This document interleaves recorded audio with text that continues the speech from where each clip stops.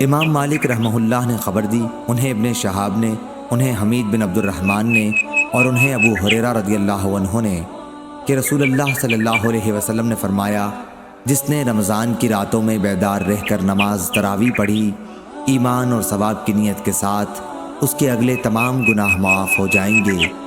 ابن شہاب نے بیان کیا کہ پھر نبی کریم صلی اللہ علیہ وسلم کی وفات ہو گئی اور لوگوں کا یہی حال رہا، الگ الگ اکیلے اور جماعتوں سے تراویح پڑھتے تھے۔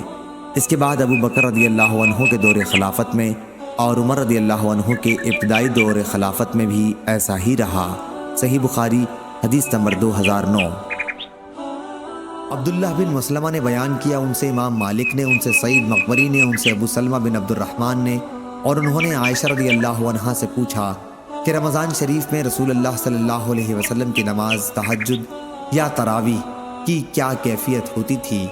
انہوں نے بیان کیا کہ حضرت صلی اللہ علیہ وسلم رمضان مبارک یا دوسرے کسی بھی مہینے میں 11 رکعات سے زیادہ نہیں پڑھتے تھے، انہی کو تہجد کہو یا تراویح۔